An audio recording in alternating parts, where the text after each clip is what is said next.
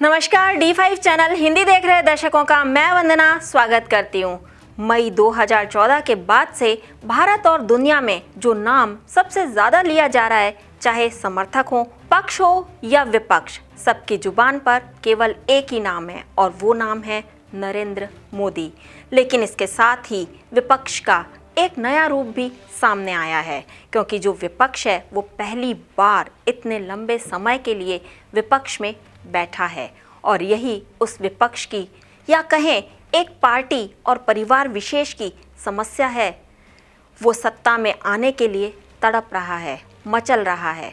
सत्ता के बिना उसका दिन का चैन, रातों की नींद उड़ी हुई है। उसे हर हाल में सत्ता चाहिए। उसके लिए चाहे जो कीमत देने और लेने तक को वो तैयार है और ये कर भी रहा है, क्योंकि देश और देश की जनता से तो उसे यूं भी कभी प्रेम लगाव रहा ही नहीं है। उसे तो केवल सत्ता की मलाई चाटने की आदत है। विपक्ष की गला फाड़ फाड़ कर चीखने चिल्लाने धूल फेंकने की नहीं। यह मलाई उसने अपनी चटुकारिता करने वाले हर व्यक्ति संस्थान को या चाटने पर मजबूर किया है और जिसने चाटने से मना कर दिया उसे सजा भी मिली। समय बदला, मोदी ने कमान संभाली और पहले कार्यकाल में बहुत कुछ बदलाव भी देश ने महसूस किए।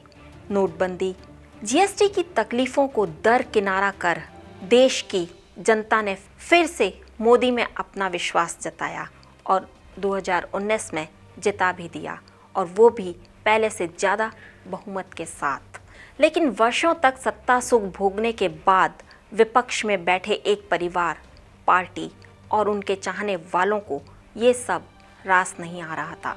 देश ने पहली बार अवार्ड वापसी, असहिष्णुता, भारत तेरे टुकड़े होंगे, चौकीदार चोर है, शाहीन बाग, किसान आंदोलन जैसे अनेक प्रायोजित कार्यक्रमों को देखा।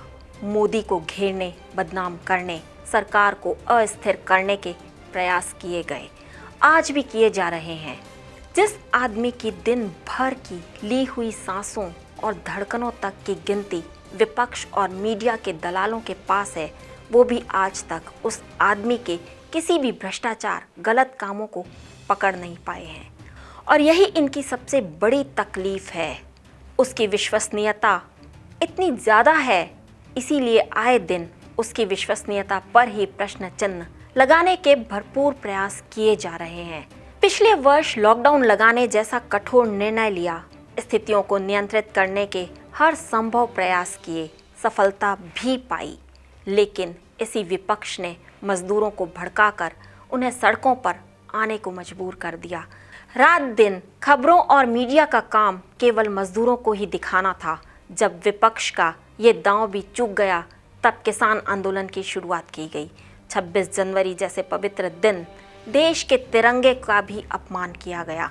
लेकिन इन सब के पीछे चल रहे खेल देश को समझ आने लगे और ये फर्जी किसान आंदोलन अब मृतप्राय स्थिति में पड़ा हुआ है।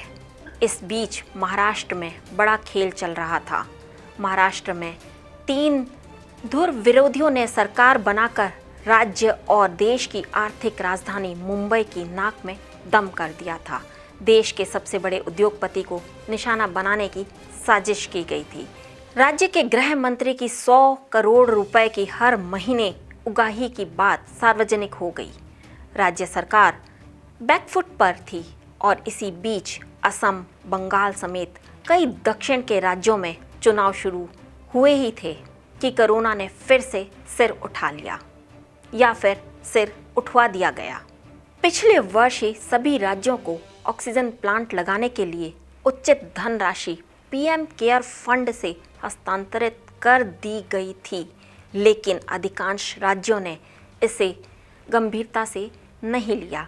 क्या विरोधी और क्या समर्थक, हर कोई केवल मोदी को ही दोष दे रहा था और बंगाल में रैलियां बंद करवाने की जुगट में था।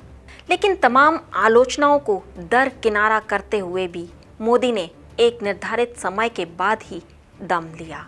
कुछ लोगों को लगता है कि आज विपक्ष इतना कमजोर है, इसलिए सत्ता पक्ष अपनी मनमानी कर रहा है। लेकिन वो ये क्यों भूल जाते हैं कि ये तथाकथित कमजोर विपक्ष जब तक आज इतने सारे प्रपंच षड्यंत्र रच रहा है, तो ये थोड़ा सा भी मजबूत होता तो क्या करता।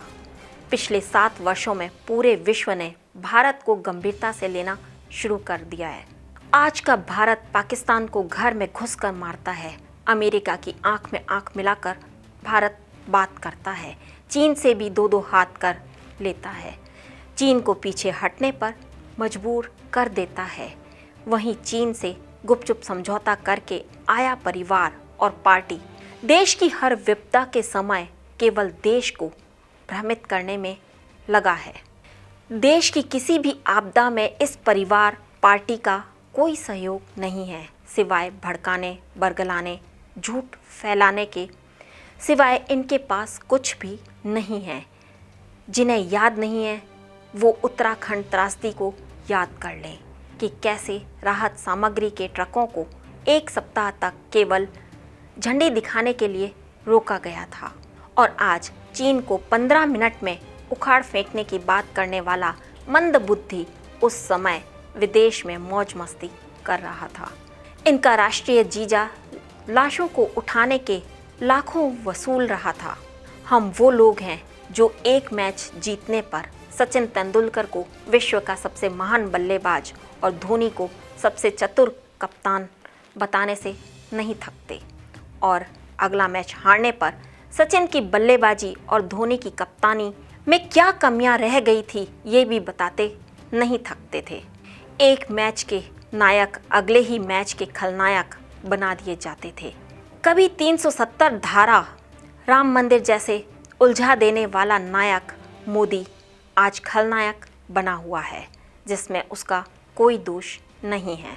उसका केवल एक ही दोष है कि वो अभी मौन है, वरना वो जब संसद में दहाड़ता है तब सारा विपक्ष भीगी बिल्ली बना रहता है। ये विपक्ष, ये दलाल मीडिया इतना क्यों बौखलाया हुआ है, इसके कारण आने वाले समय में देश की जनता देखेगी। मोदी ने बंगाल में रैलियां क्यों रद्द नहीं की, इसके भी कारण दिखेगा, क्योंकि हमारी भावनाएं रोज के घटनाक्रमों के हिसाब से बदल जाती हैं। आश्चर्य तो तब होता है जब किसी पत्रकार को किसी राज्य पुलिस द्वारा उठवा लिए जाने पर भी लोगों ने दोषी मोदी को ही ठहराया और अगले चुनाव में देख लेने की धमकियां तक दे डाली। मोदी आज नहीं तो कल चले ही जाएंगे, कौन आएगा ये सब अभी भविष्य के गर्भ में छिपा है। लेकिन इतना तय है कि मोदी गालियां खाकर, आलोचनाओं को झेलकर, नकारात्मकता को हराकर देश हित में लगा है। मोदी की बढ़ी हुई दाढ़ी और केशों में भी क्या रहस्य छिपा है, समय वो रहस्य भी खोलेगा। वो हर बात का जवाब देगा, लेकिन समय आने पर दिया जाएगा। अंग्रेजी में एक कहावत है, Don't trust people whose feelings changes with time. Instead, trust people whose feelings remains the same even when the time changes. यानी कि उन लोगों पर कभी विश्वास मत करो जिनकी भावनाएं समय के साथ बदल जाती हैं, बल्कि उन पर विश्वास करो जिनकी भावनाएं वैसी ही रहती हैं, भले समय बदल जाए। ये सभी विचार डॉक्टर श्यामा प्रसाद मुखर्जी राष्ट्रीय विचार मंच नई दिल्ली के राष्ट्रीय अध्यक्ष सुशील कुमार जिंदल जी ने हमसे साझा किए हैं। जानकारी आपको कैसी लगी कमेंट बॉक्स में ज़रूर लिखिए। साथ ही D5 चैनल हिंदी सब्सक्राइब करना ना भूलें। ज्योतिष कोई टोना टोटका नहीं है, एक विद्या।